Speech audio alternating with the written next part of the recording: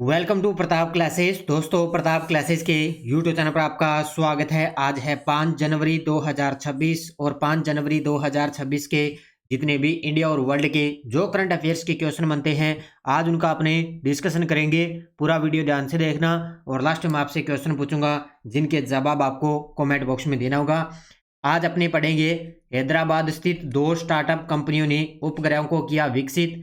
जनवरी 2026 में आयोजित राष्ट्रीय वस्त्र मंत्रियों का सम्मेलन और वाराणसी में 72वें राष्ट्रीय बॉलीवुड टूर्नामेंट का उद्घाटन किया है अपने देश के प्रधानमंत्री मोदी जी ने। तो इनकी आज हम चर्चा करेंगे पूरे लेटेस्ट न्यूज़ के साथ में। डेली आपको सुबह ये 8 बजे करंट अफेयर्स की क्लास आपको मिलती है।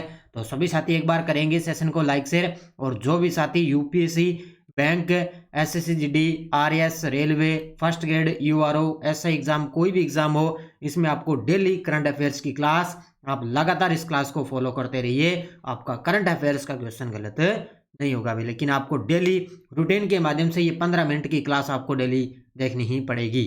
करते हैं स्टार्ट आज की क्लास। कल संडे था, कल संडे के दिन आपको वीकली करंट अफेयर्स की क्लास आपको मिली थी। तो सबसे पहले हमने 3 जनवरी को करंट पढ़ा था, उन क्वेश्चनों को एक बार करेंगे रिवीजन। देखिए, 1 जनवरी 2026 को नए साल में प्रवेश करते ही यूरो अपनाने वाला 21वां देश बना बुल्गारिया।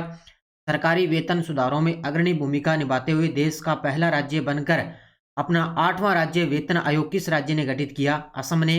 आयुष मंत्रालय ने 9वें सिद्ध दिवस का आयोजन कब और कहां किया? 3 जनवरी 2026 को चेन्नई में। साउथ पोल तक स्की करने वाली सबसे कम उम्र की भारतीय और दुनिया की दूसरी सबसे कम उम्र की महिला बनने का रिकॉर्ड किसने बनाया? काम्या कार्तिकेयन ने।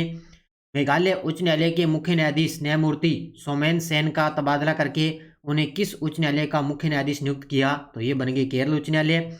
इफ्को द्वारा वर्ष 2025 का इफ्को साहित्य सम्मान किसे दिया गया? मैत्रेयी पुष्पा को। और तीसरा भारत फ्रांस एआई नीति गोलमेज सम्मेलन कहाँ हुआ? बेंगलुरु के अंदर। तो ये थे कल के परसों के क्वेश्चनों का रिवाइज हमने कर लिया। कल जो संडे के दिन आपको वीकली क्लास मिली थी, उसका टेस्ट आपको ऐप के अंदर आज आपको मिल जाएगा। और ये आज अंतिम दिन है, 5 जनवरी है, और आज अंतिम दिन है। इस ऑफर का फायदा उठा लेना, क्योंकि लगातार आपको 5 दिन तक ये ऑफर रहेगा। तो 9 वर्ष पर ये आज अंतिम दिन है इस 50% ऑफ का।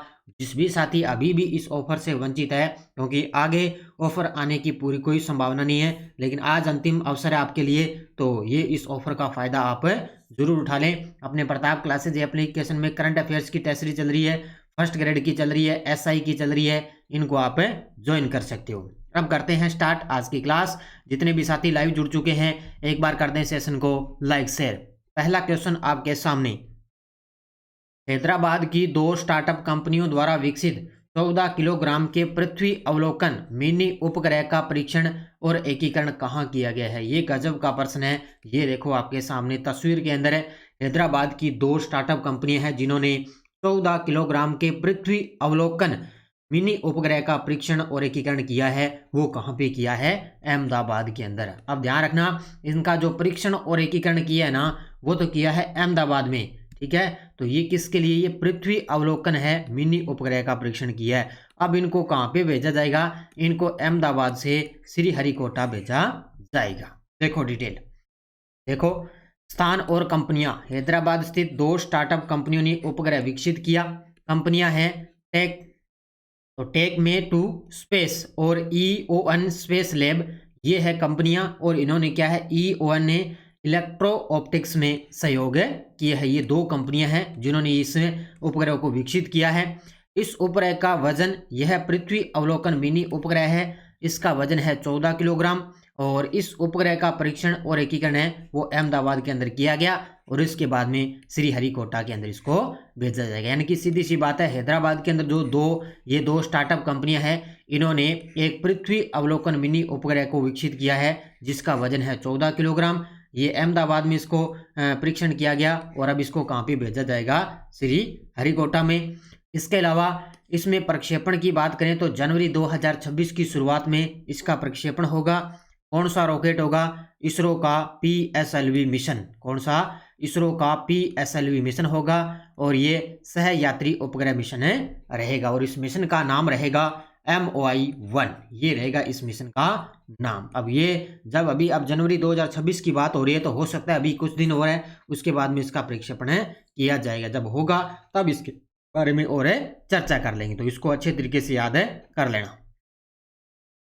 केंद्रीय कृषि और किसान कल्याण मंत्री श्री शिवराज सिंह चौहान ने भारतीय कृषि अनुसंधान परिषद द्वारा विकसित कितनी फील्ड फसलों की कितनी उन्नत किस्मों का अनावरण किया है। ये गजब का प्रश्न है। अपने केंद्रीय कृषि और किसान कल्याण मंत्री हैं शिवराज सिंह चौहान, इन्होंने भारतीय कृषि अनुसंधान परिषद द्वारा विकसित है कितनी फील्ड फसलों की कितनी उन्नत किस्मों का अनावरण किया है। तो इसका उत्तर होगा ऑप्शन नंबर सी, 25 फील्ड फसलें हैं और उनकी 184 किस्मों का अनावरण किया है। क्योंकि आपने पढ़ा होगा अच्छे तरीके से, अभी कल परसों मैंने करवाया था कि अपने कृषि मंत्री शिवराज सिंह चौहान द्वारा घोषणा हुई है कि भारत है वो चावल उत्पादन के अंदर चीन को पछाड़कर भारत के अंदर अग्रणी बन चुका है। तो उसी के लिए इन्होंने ये 25 फील्ड जो फसलें हैं उनकी 184 किस्मों का अनावरण किया है। देखो, शिवराज सिंह चौहान कृषि एवं किसान कल्याण मंत्री, कार्यक्रम स्थल AP Shinde auditorium NSC complex नई दिल्ली में, आयोजक संस्था भारतीय कृषि अनुसंधान परिषद में अनावरण किया गया 25 फील्ड फसलों की 184 उन्नत किस्मों का अनावरण किया गया है दिल्ली के अंदर। चावल उत्पादन में उपलब्धि, भारत दुनिया का सबसे बड़ा चावल उत्पादक देश बन चुका है और भारत ने चीन को पीछे छोड़ा है। और आंकड़े देखें तो भारत का आंकड़ा है 150.18 मिलियन टन और इसका है चीन का 145.28 मिलियन टन। अब सीधी सी बात है, देखो ये आपको याद रखने आंकड़े कि भारत 150.18 मिलियन टन चावल का उत्पादन के आंकड़े और चीन के 145.28। तो जिस बात है मैंने बता दिया भी चावल के उत्पादन में भारत है वो अब दुनिया के अंदर अग्रणी देश बन चुका है, उसने चीन को पीछे छोड़ दिया है। तो ये आंकड़े याद रखना और ये जो फसलें हैं उनकी किस्में याद कर लेना। एरोनॉटिकल डेवलपमेंट एजेंसी ADA द्वारा आयोजित 2 दिवसीय राष्ट्रीय संगोष्ठी एरोनॉटिक्स 2047 का शुभारंभ कब और कहां किया है। इस प्रकार के प्रश्न आपको एग्जाम में देखने को मिलेंगे। उत्तर होगा 4 जनवरी 2026 बेंगलुरु स्थित सेंटर फॉर एयरबोर्न सिस्टम्स के अंदर इसका आयोजन हुआ है। तो अपने इसमें जो वायुसेना प्रमुख है अमरप्रीत सिंह, उन्होंने इसका उद्घाटन किया है। ये देखो तस्वीर के अंदर आपके सामने। तो ये एरोनॉटिकल डेवलपमेंट एजेंसी द्वारा 2 दिवसीय कार्यक्रम हुआ एरोनॉटिक्स 2047, कहाँ पे 4 जनवरी 2026 बेंगलुरु के अंदर। बस इस प्रकार पढ़ो, साथ साथ में ये सारी चीजें याद हो जाए। तो आयोजक संस्था एरोनॉटिकल डेवलपमेंट एजेंसी नाम है इसका। 2 दिवसीय राष्ट्रीय संगोष्ठी एरोनॉटिक्स 2047 कब, 4 जनवरी 2026। आयोजन स्थल कहाँ पे, बेंगलुरु के अंदर। उद्घाटनकर्ता प्रमुख वायुसेना प्रमुख एयर चीफ मार्शल APC यानी कि अमरप्रीत सिंह। मुख्य संदेश रहा कि एक तो आयात पर निर्भरता कम करने की आवश्यकता, स्वदेशी अत्याधुनिक प्रौद्योगिकी के विकास पर जोर और 2047 तक विकसित भारत की परिकल्पना को साकार करने पर है। हालांकि इन प्रकार का उद्देश्य संदेश बड़ा कम ही आएगा, लेकिन जो ये सम्मेलन होता है ना, कहाँ पे हुआ है और इसका उद्घाटन किसने किया है, खास तौर से आपको ये चीजें नोट करनी है। वंदे भारत स्लीपर ट्रेन की पहली परिचालन रूट के रूप में किस मार्ग को चुना गया है। ये लीजिए भी। अब अपने रेल मंत्री हैं अश्विनी वैष्णव, उन्होंने केंद्रीय जो मंत्रालय है उसने वंदे भारत स्लीपर जो ट्रेन है उसको मंजूरी दे दी है और इसके लिए जो पहली परिचालन रूट के रूप में किस मार्ग को चुना, यानी कि पहला इसका रूट रहेगा वो कौन सा रहेगा, तो ये गुवाहाटी से लेकर कोलकाता यानी कि हावड़ा तक। तो इसका ये पहला रूट रहेगा गुवाहाटी से कोलकाता हावड़ा तक है वंदे भारत स्लीपर ट्रेन। ये देखो आपके सामने तस्वीर में, देखो डिटेल। इसके बाद में वंदे भारत स्लीपर ट्रेन ने सभी ट्रायल परीक्षण और सुरक्षा प्रमाणन सफलतापूर्वक पूरे कर लिए हैं। यह ट्रेन लंबी दूरी की रात्रिकालीन यात्रा के लिए डिजाइन है, यानी कि जो रात्रि के समय लंबा जो सफर होगा ना रात्रि के समय, उसके लिए इसको डिजाइन किया गया है। रेल मंत्री अश्विनी वैष्णव ने इसकी जानकारी सार्वजनिक तरीके से दी है। इन्होंने कहा गुवाहाटी से कोलकाता हावड़ा मार्ग को इसको पहली परिचालन रूट के रूप में चुना गया है, यानी कि कोलकाता से लेकर गुवाहाटी तक इसको पहला रूट इसका चुना गया है। अब इसके अंदर बात करें तो 3rd AC का लगभग किराया रहेगा 2300 रुपये और 2 AC का लगभग रहेगा 3000 रुपये और 1st AC का लगभग रहेगा 3600 किराए रुपये, ये किराया है इनका, ध्यान रखना। आप जान सकते हो इनका कितना किराया रहेगा। और रेलवे मंत्रालय के अनुसार इस वर्ष के अंत तक लगभग 12 वंदे भारत स्लीपर ट्रेनें हैं वो रेल नेटवर्क में शामिल है की जाएगी। यानी कि इस वर्ष के अंत तक माना गया है कि 12 वंदे भारत स्लीपर ट्रेन है वो रेल नेटवर्क के अंदर शामिल है हो जाएगी। अब ये अच्छे तरीके से इसको पढ़ लेना, काफी चर्चा में आई है। जनवरी 2026 में आयोजित राष्ट्रीय वस्त्र मंत्रियों का सम्मेलन किस शहर में आयोजित होगा? अभी जनवरी 2026 यानी कि 8 से लेकर 9 जनवरी 2026 को राष्ट्रीय वस्त्र मंत्रियों का जो सम्मेलन है ये होगा गुवाहाटी असम के अंदर। ये सम्मेलन वगैरह अच्छे तरीके से पढ़ लेना, कहाँ पे होगा? गुवाहाटी असम के अंदर। तो आयोजक मंत्रालय वस्त्र मंत्रालय भारत सरकार, सहयोगी राज्य सरकार आएगी असम की सरकार। सम्मेलन है राष्ट्रीय वस्त्र मंत्रियों का सम्मेलन 8 से लेकर 9 जनवरी 2026, कहाँ पे?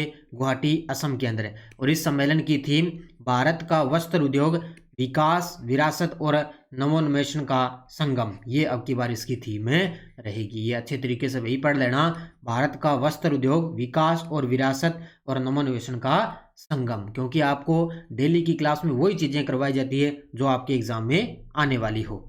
तो राष्ट्रीय दृष्टिकोण देखें इसका, तो 2023 तक 350 अरब डॉलर का वस्त्र उद्योग विकसित करना और 100 अरब डॉलर के वस्त्र निर्यात का लक्ष्य प्राप्त करना, ये इसका टारगेट रहेगा जब ये सम्मेलन होगा 8 से 9 जनवरी को।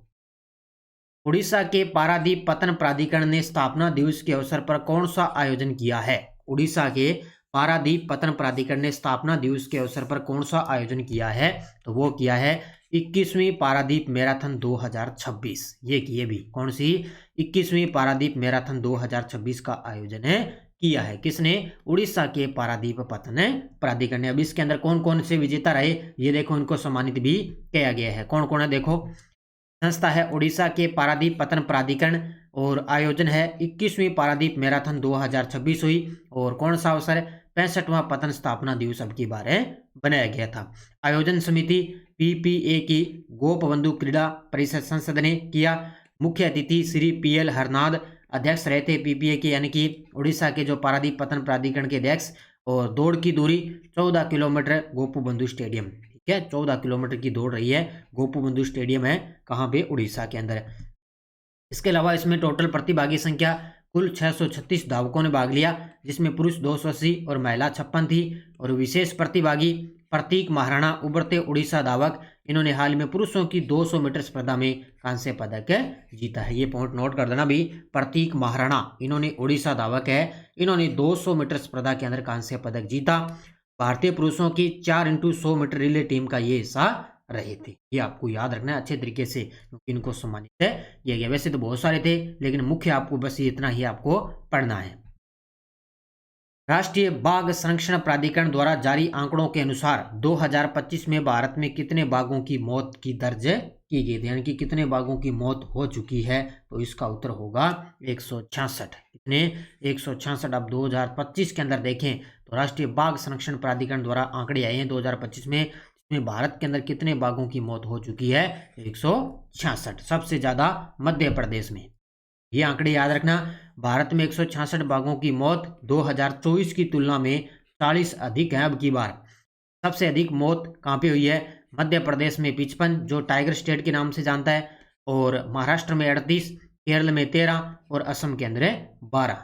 भारत में बाघों की संख्या 2018 में 2967 से बढ़कर 2022 में 3682 हो चुकी है, यानी कि लगभग 6% वार्षिक वृद्धि हुई है इसके अंदर। ये आपको वैसे मैंने काफ़ी बार ये आंकड़े मैंने बताए हैं, तो इनको याद रखना अच्छे तरीके से। सबसे ज़्यादा मध्य प्रदेश। अभी आपको पता है 33 साल बाद अभी गुजरात को भी टाइगर स्टेट घोषित किया गया है। सांख्यिकी व कार्यक्रम कार्यान्वयन मंत्रालय ने 1 जनवरी 2026 को कौन सा नया लोगो और शुभंकर पेश किया है? सांख्यिकी जो कार्यक्रम मंत्रालय है उसने 1 जनवरी 2026 को एक नया लोगो और शुभंकर लॉन्च कर दिया। तो वो कौन सा है? तो वो लोगो है राष्ट्र के विकास में आंकड़ों के महत्व को दर्शाता है, और शुभंकर है सांख्यिकी। ये आपको याद रखना है, ठीक है। इसका लोगो रहेगा राष्ट्र के विकास में आंकड़ों के महत्व को दर्शाएगा, और शुभंकर रहेगा सांख्यिकी। तो उत्तर होगा इसका ऑप्शन नंबर बी। अब एक बार ये तस्वीर देखो आप, ये देखो इस प्रकार ये सांख्यिकी इसको दर्शाएगा, और यहाँ पे इसमें डाटा फॉर डेवलपमेंट है लिखा हुआ है, ये दर्शाएगा इसमें तस्वीर में देखो आप, ठीक है। तो 1 जनवरी 2026 को नया लोगो लोगो राष्ट्र के विकास में आंकड़ों के महत्व को दर्शाएगा। यह मंत्रालय की डेटा आधारित शासन, पारदर्शिता और प्रगति को बढ़ावा देने की प्रतिबद्धता को दर्शाएगा। शुभंकर के बारे में, नया शुभंकर का नाम सांख्यिकी और एक नागरिक केंद्रित चरित्र है और उद्देश्य देश भर के लोगों के लिए आंकड़ों को सरल, समझने योग्य और आकर्षक बनाना है। याद रखना इसका लोगो और इसका शुभंकर। अब देखो आपके सामने वन लाइनर करंट। पहला है, एयर मार्शल तेजिंदर सिंह ने दक्षिणी पश्चिमी वायु कमान के air officer commanding in chief के रूप में कार्यभार संभाला है। तो एयर मार्शल जो तेजिंदर सिंह है, इन्होंने दक्षिणी पश्चिमी वायु कमान के air officer commanding in chief के रूप में कार्यभार संभाला। गिनी के जुंटा प्रमुख ममांडी डोम्बोया ने दिसंबर 2025 में हुए राष्ट्रपति चुनाव में भारी बहुमत से जीत हासिल की, यानी कि गिनी के नए राष्ट्रपति बन चुके हैं दिसंबर 2025 अभी चुनाव हुए प्रमुख ममांडी डोम्बोया ने। और प्रधानमंत्री मोदी जी ने वीडियो कॉन्फ्रेंसिंग के माध्यम से उत्तर प्रदेश के वाराणसी में 72वें राष्ट्रीय वॉलीबॉल टूर्नामेंट का उद्घाटन किया। ये 4 जनवरी से स्टार्ट हुआ है कल से और 11 जनवरी तक ये टूर्नामेंट चलेगा 72वां। और फ्रांस 14 से 16 जून 2026 तक एवियन लेस पेंस के रिसोर्ट शहर में 52वें G7 शिखर सम्मेलन की मेजबानी करेगा। अब की बार जो 52वां G7 शिखर सम्मेलन होगा वो फ्रांस के अंदर होगा 14 से लेकर 16 जून 2026 तक। ये आपको दोनों जो नीचे वाले हैं ना 3 और 4, ये आपको अच्छे तरीके से याद रखने हैं। और ये टेलीग्राम ग्रुप है, कोई सूचना, कोई लिंक, कोई नोटिफिकेशन सब आपको टेलीग्राम पे सूचना मिल जाती है। आज आपको, मुझे पूरी उम्मीद है, मैं पूरी कोशिश कर रहा हूँ कि आज शाम आपको 7 बजे जनवरी से लेकर दिसंबर 2025 टॉप से टॉप 400 क्वेश्चनों का मैं क्लास लेके आ रहा हूँ। 7 बजे आप शाम को तैयार रहना, पूरी कोशिश रहेगी भी 7 बजे आपको क्लास मिल जाएगी। और जनवरी से लेकर दिसंबर तक मैं टॉप से टॉप 400 क्वेश्चन मैं आपको करवाने जरूर आ रहा हूँ, यानी कि 2025 का संपूर्ण निचोड़ मैं आपको करवाऊंगा। लगभग 2 से 3 घंटे की मैराथन क्लास आपके लिए रहेगी, उसके लिए तैयार रहना शाम को। पिछले वीडियो का क्वेश्चन क्या था, डीआरडीओ द्वारा 31 दिसंबर 2025 को परले मिसाइल का सफल परीक्षण किस राज्य के पास किया गया? तो ये उड़ीसा के अंदर किया गया। बहुत सारे विद्यार्थियों ने बड़े गजब के जवाब दिए, उन सभी को बहुत बहुत शुभकामनाएं। अब देखो क्वेश्चन फॉर यू, गुजरात का कौन सा संस्थान 2029 में 23वें world police and fire games की मेजबानी करेगा? गुजरात यूनिवर्सिटी, राष्ट्रीय रक्षा विश्वविद्यालय, Ahmedabad technical institute, Indian police अकादमी। इसका जवाब आपको कमेंट बॉक्स में देना है। तो ये थी आज की अपनी क्लास।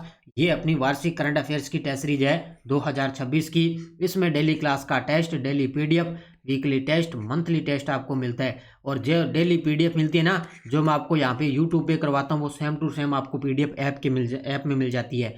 2025 का पूरा मिलेगा और 2026 31 दिसंबर तक मिलेगा करंट अफेयर्स। ठीक है, जरूर आप इसको ज्वाइन करें। दिसंबर महीने का टेस्ट मिल गया, दिसंबर महीने की पीडीएफ आपको मिल गई। बाकी स्कूल व्याख्याता की करंट की टेस्ट सीरीज चल रही है, राष्ट्रीय, अंतर्राष्ट्रीय, राजस्थान तीनों का एक साथ करंट उपलब्ध है। एसआई की चल रही है और सीएटी का तो आपको अच्छे तरीके से करंट तैयार करना ही है, क्योंकि हो सकता है इसमें पूरी तैयारियां चल रही है कि प्री और मेंस 2 एग्जाम सीएटी के अंदर किए जा रहे हैं। ठीक है, बाकी रीट मेंस एसएसटी की चल रही है, ये आप ज्वाइन कर सकते हो।